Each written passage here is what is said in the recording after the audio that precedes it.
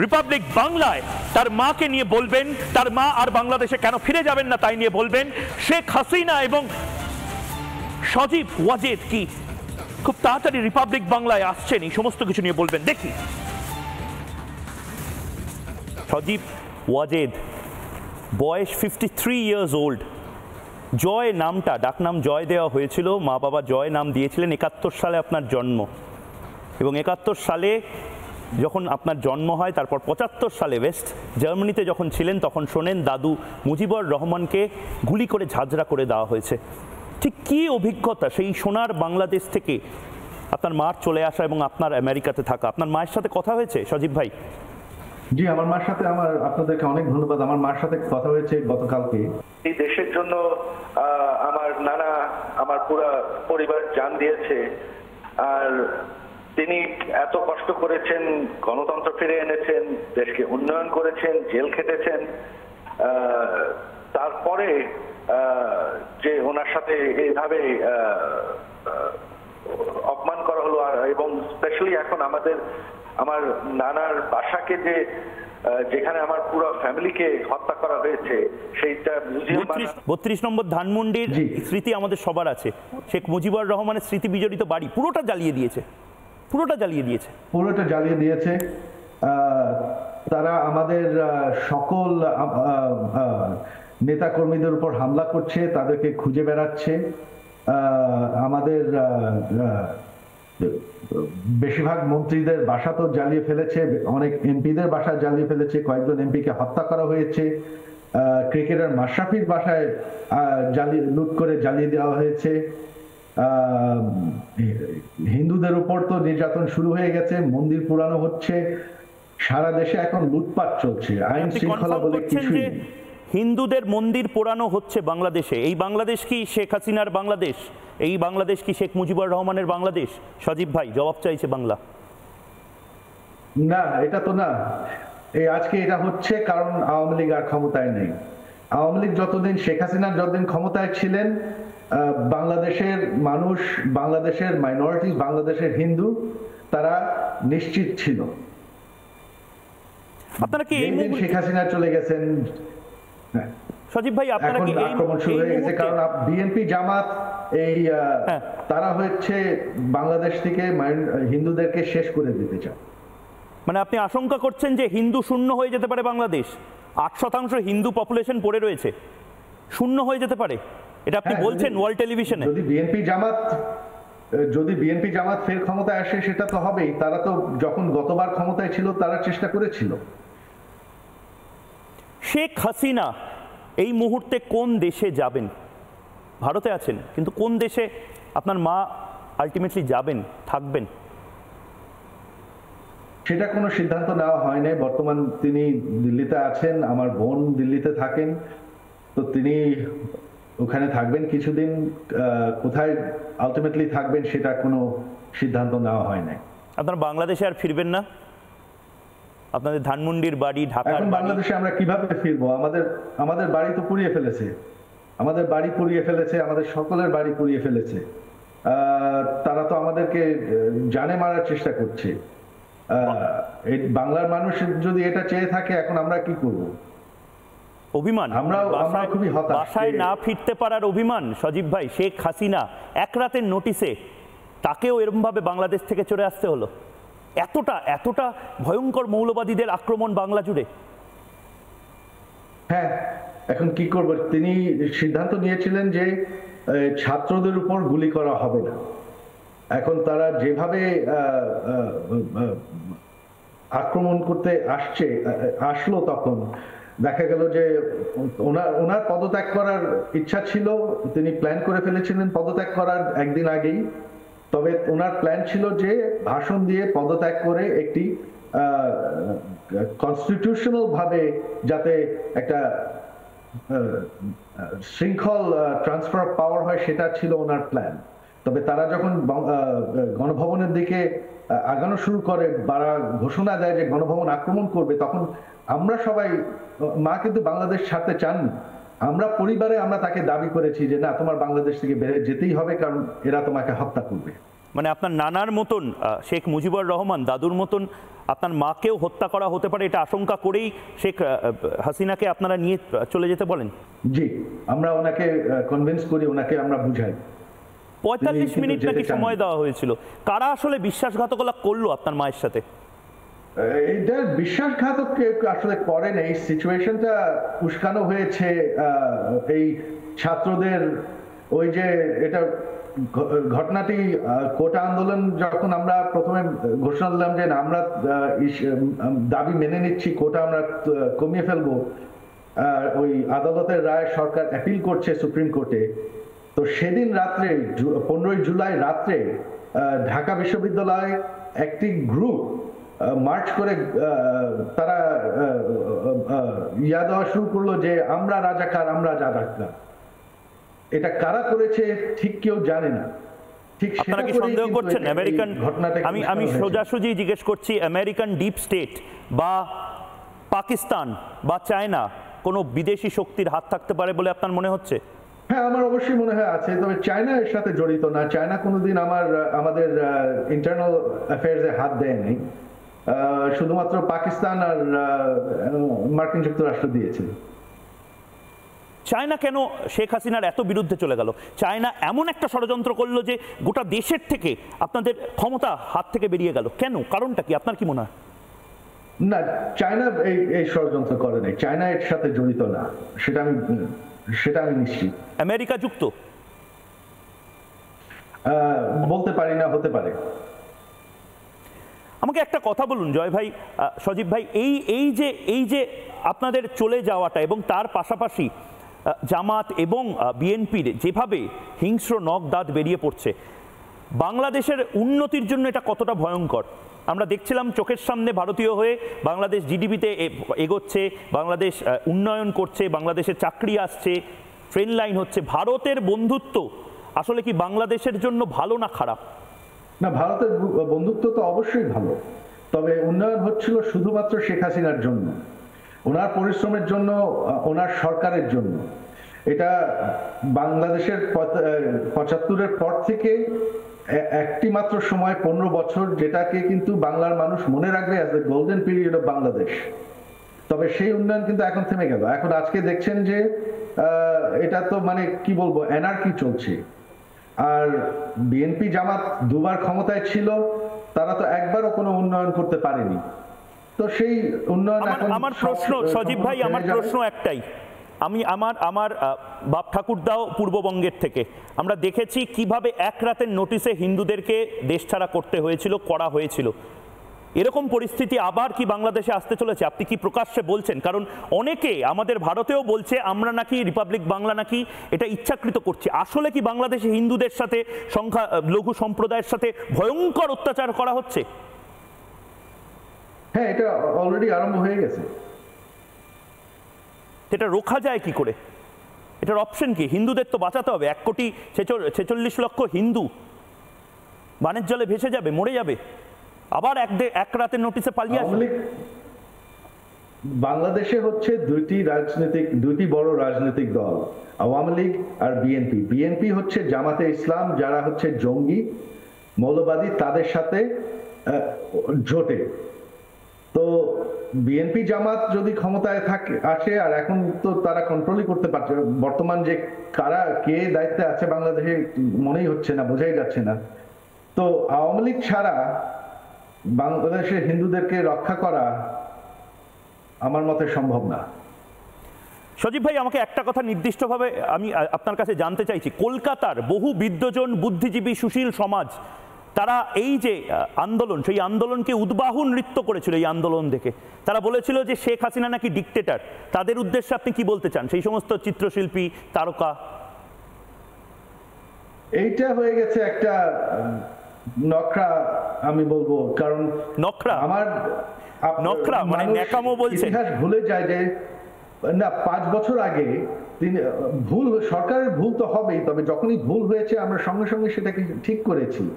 এই যে আমাদের যখন ওই ডিজিটাল সিকিউরিটি অ্যাক্টে ভুল হয়, একটু অতিরিক্ত হয়ে যায়, ওটা পুলিশ অতিরিক্ত ব্লগারদের অ্যারেস্ট করা শুরু করে, তখন আমরা সঙ্গে সঙ্গে পুলিশকে নির্দেশ দিই যে না, ব্লগারদেরকে অ্যারেস্ট করা হবে না। তারপর আমরা ওই আইন পাল্টে ফেলি, ওটাকে চেঞ্জ করি, ওটাকে আরো ইজি করি। তো আমরা ভুল তো হবে, ভুল তো হতেই পারে, ভুল হবে, কিন্তু ডিক্টেটর হয়েছিল কি? ঠিক করে কিনা? আপনারা কি ফ্যাসিবাদী ছিলেন? আওয়ামী লীগ কি ফ্যাসিবাদী, ডিক্টেটর? এটা বারবার বিএনপি বা এই যে যারা আন্দোলনকারী তারা বলছে আওয়ামী লীগ নাকি ফ্যাসিবাদী। এটা কি সত্যি? আপনারা কি হিটলারের ভক্ত? এটা তো তারা বলবেই, তবে তারা তো ক্ষমতায় ছিল, তখন বাংলাদেশের কি পরিস্থিতি ছিল সেটা আপনারা জানেন, সেটা ইতিহাসেই আছে। আর এখন আওয়ামী লীগ ছাড়া বাংলাদেশের কি পরিস্থিতি সেটাও সবাই দেখতে পাচ্ছে, আজকে টেলিভিশনেই দেখতে পাচ্ছি। সজীব ভাই, আমাকে একটা কথা বলুন, এই যে দেশ এই মুহূর্তে বাংলাদেশ, সেই বাংলাদেশ অনেকে বলছেন আফগানিস্তান বা পাকিস্তান হয়ে যাবে আর কয়েক মাসের মধ্যে, এটা কি আপনার মনে হচ্ছে? এই আশঙ্কা কি আপনি করছেন? বর্তমানে তো তাই পরিস্থিতি। কিরকম পরিস্থিতি, কি খবর পাচ্ছেন?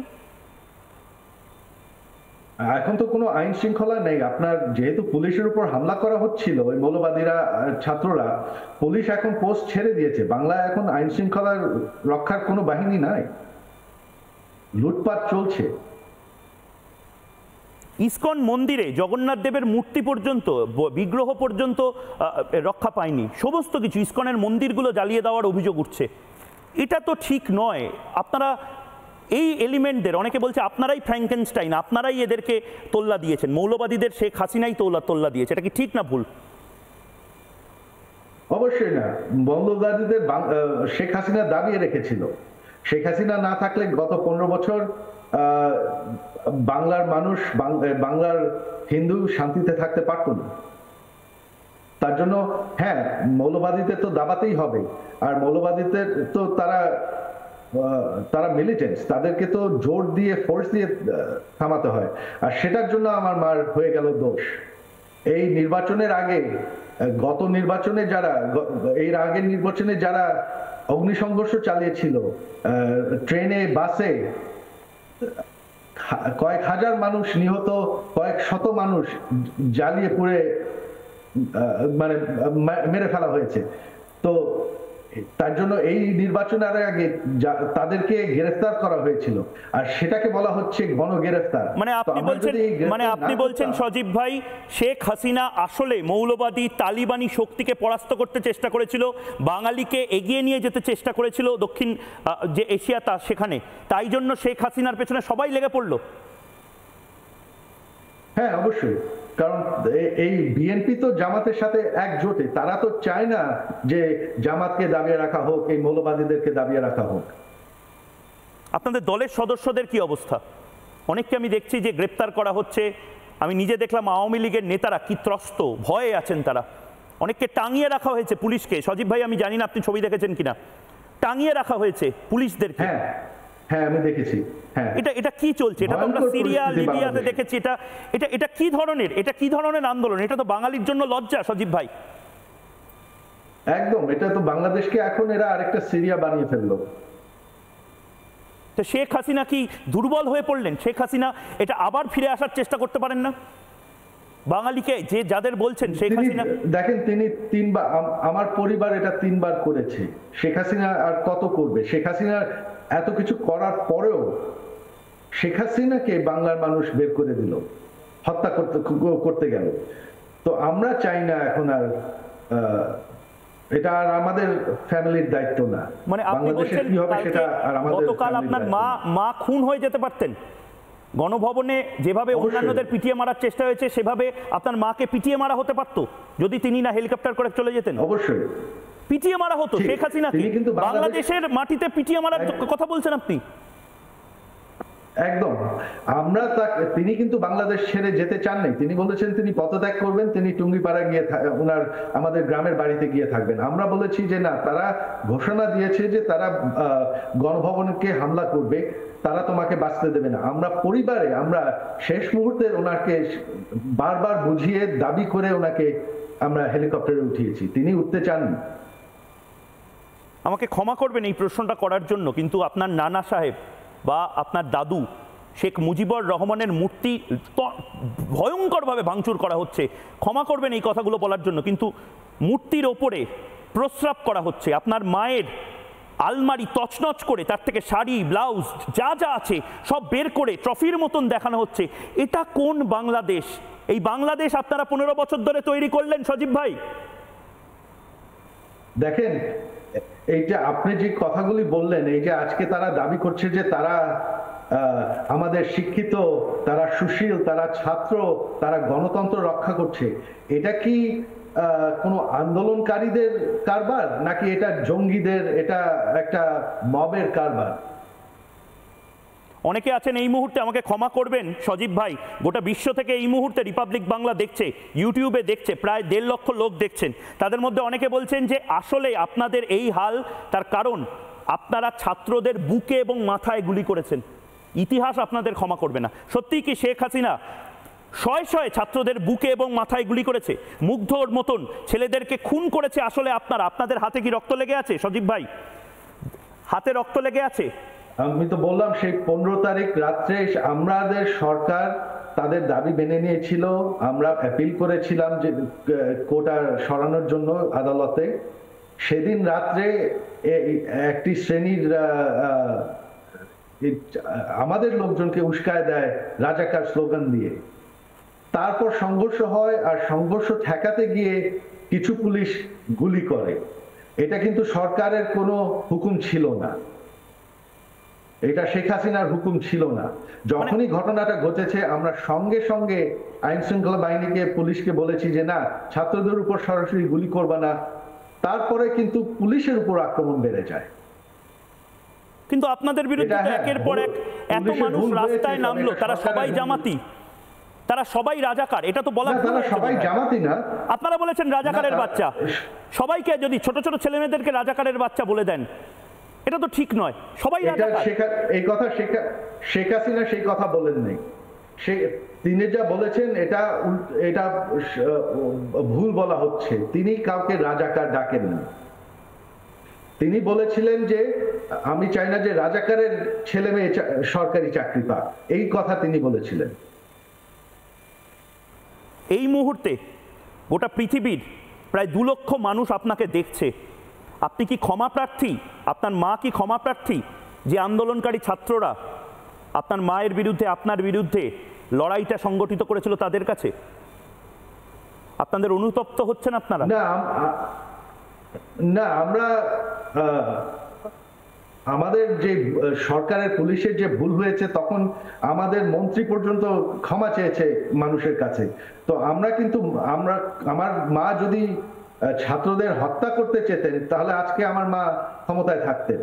সেদিন রাত্রে তিনি পুলিশকে, আর্মিকে মানা করেছেন যে ছাত্রদের উপর গুলি করবে না। আর্মি আকাশে ফায়ার করেছে, তবে ছাত্রদের শরীরে গুলি করতে তাদেরকে নিষেধ করা ছিল। এটা আমার মার হুকুমই ছিল। তিনি বলেছেন যে না, তো আমাদের ক্ষমা চাওয়ার কিছু নেই। শেখ হাসিনাকে চায় না। শেখ হাসিনা ছাড়া বাংলাদেশের কি পরিস্থিতি হয় এখন আপনারা দেখতে পাচ্ছেন। শেখ হাসিনা তো ছেড়ে দিয়েছেন। এই দাবি ছিল শেখ হাসিনা ছেড়ে দিক, আমরা ছেড়ে দিয়েছি। বঙ্গবন্ধুর পরিবার ছেড়ে দিয়েছে। মোহাম্মদ ইউনূস কিরকম? কিছু নাই, আমাদের দোষ দিয়ে মোহাম্মদ ইউনূসের নেতৃত্বে এই মুহূর্তে একটা নতুন সরকার তৈরি হবে। মোহাম্মদ ইউনূস কি বলবেন? আমার এই মত, এখানে কিছু বলার নেই। খুব ভালো, তারা এত বছর ধরে আমাদের সুশীলদের দাবি ছিল যে মোহাম্মদ ইউনূস ভালো দেশ চালাবেন। তো আমি আসলে বসে আছি দেখতে যে মোহাম্মদ ইউনূস কত ভালো দেশ চালান। এখন ভারতীয় সময়ে রাত 10টা বাজে প্রায়। রাতে আমারও মনে হয় মায়ের সাথে কথা বলি, একবার না হয় দিনে, সারাদিন অফিস কাচারি করার পরে। মায়ের সাথে আজ রাতে কথা হয়েছে। দিল্লির কোনো একটি সেফ হাউসে আপনার মা রয়েছেন, শেখ হাসিনা। কাল অবধি যিনি প্রধানমন্ত্রী ছিলেন, আজকে কোনো ক্ষমতা হয়তো এই মুহূর্তে তার কাছে নেই। মা ছেলের কি কথা হলো? আজকে কথা হয় না ওনার সাথে, কারণ আমার আজকে সারা দিন ধরে ফোন বেজে যাচ্ছে, আমি ইন্টারভিউ দিয়ে যাচ্ছি। ওনাকে এখনো আমি ফোন করার সুযোগ পাই নাই। আজকে গতকালকে কথা হয়েছিল। সজীব ভাই, আপনার মা যখন আপনাদের কাছে বা বাসায়, নতুন বাসায় যাবেন, একটা অনুরোধ থাকলো রিপাবলিক বাংলায় আপনার মা এবং আপনি দুজনেই, শেখ হাসিনা এবং সজীব ভাই দুজনেই আমরা অনুরোধ করছি আপনাদেরকে প্রথম সাক্ষাৎকারটি এই বাঙালি বা বাংলার এই চ্যানেলকে দিতে, জাতীয়তাবাদী চ্যানেলকে দিতে। আমি চেষ্টা করব। ঠিক আছে, তো অনেক ধন্যবাদ। বাংলার মানুষ অনেকগুলো কথা জানতে পারলো। এই ওয়ার্ল্ড এক্সক্লুসিভ সজীব জয় 1971 জন্ম বলে জয় নাম হয়েছিল, আর সেও নির্বাসিত।